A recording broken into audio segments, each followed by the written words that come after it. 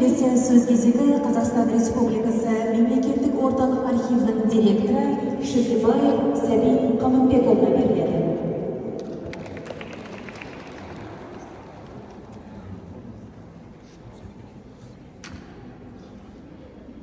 Армысыздар, жиналған қауым. Маған сөз сөйлескен айтылған еді. Районда осындай шара ұлы жеңістің 80 жылдығына арналған шара ашылу салтанатына қатысып жатқаныма қуаныштымын. Енді бұл соғыс қазақтың әрбір отбасына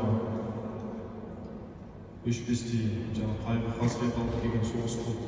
Сондықтан да бұл жеңіс деген ұғымға байланысты да қазіргі кезде әртүрлі пікірлер айтылған болды. Бірақ біз бір нәрсені білеміз, бұл жеңісті біздің ата-бабамыз сол кездегі үлкен әжелеріміз енді соғыс кезінде бәрі зар күткенін, асыл күткенін, сол жеңіс үшін тылдағы кішкентай баладан еңкейген қартқа дейін жан тәнімен жаңағы бір дән жағуға қарсы атылған бір оқ деп тіпті бидайдың мансабын тертеуге еңбек еткенін білеміз. Сондықтан да бұл жеңіс қазақ халқы үшін де үлкен маңызы бар жеңіс болды. Сондықтан да осы жеңістің 80 жылдық мерекесі құтты болсын. Енді орталық мемлекеттік мұра музейдің қоры, жәдігерлер қорының өте көп екенін білеміз. Енді бұл жеңістің 80 жылдығына арналған шаралар биыл қарап отырмыз, республикамызда кең көлемде атап өтіледі. Біз соғыс аяқталғалы бері 80 жыл өтсе де, соғыстың тарихына терең білмей келе жатырмыз. Біз осы орталық мемлекеттік архивтің қызметкерлері 22 жылы және 24 жылы 2 жыл Подольск қаласындағы Ресей Федерациясының орталық қорғаныс министрлігінің орталық архивінде жұмыс жасап, сол жерден біздің Қазақстанның батырларына қатысты, мысалы, Бауыржан Момышұлы, Абай Нүсіпбеков, Асанбай Асқаровқа қатысты, тағы да бірінші тарих ғылымдары кандидаты Әділ Керейге қатысты, солардың жеке істерін қолып көшірулерін алдық. Тағы да осы Қазақстанда құрылған көптеген ұлттық құрамаларға қатысты тарихи құжаттарды жинадық.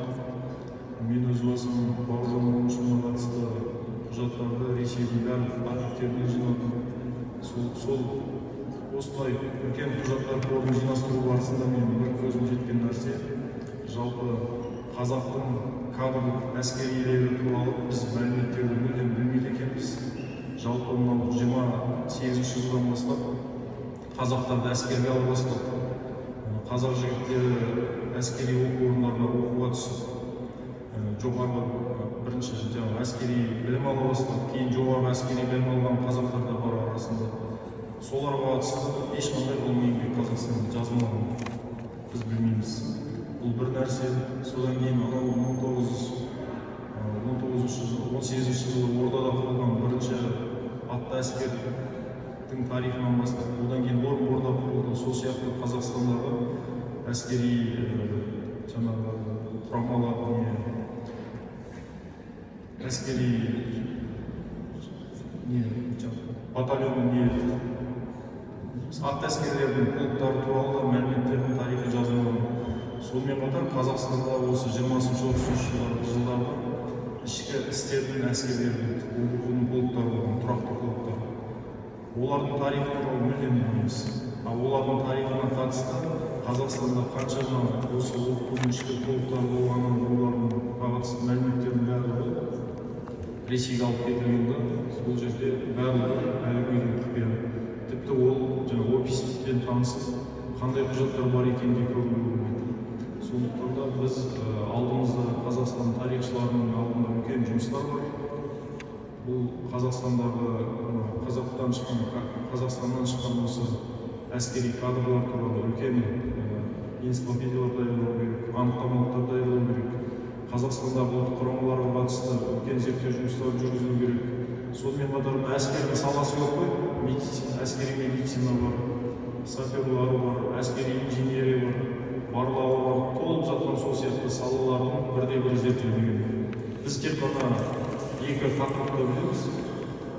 Қазақстандықтардың осы ұлы жеңіске қосқан үлесі деген жалпы шолғау сияқты еңбектер бар. Сонымен қатар тыл еңбеккерлерінің осы жеңіске қосқан үлесі бар. Ал енді Қазақстаннан біз кем дегенде 700 мыңнан аса адам еңбек батальонында қызмет еткен. Ол да зерттелмеген тың тақырыптар. Оның бәрі, міне осы сияқты саланың барлығын болашақта зерттеп, ашып, біздің болашақ ұрпаққа ұсынуымыз керек. Бұл болашақ ұрпаққа оны мақтану үшін емес, содан сабақ алу үшін және қазіргі қазақ әскерінің қалыптасуы мен дамуына бұлардың бәрі керек. Өйткені сол кездегі тарих ары қарай дамуымызға бастау болады деп ойлаймын. Енді мына сіздердің ашып отырған көрмелеріңіз құтты болсын. Сол көрмені тамашалауға асып отырмыз. Көп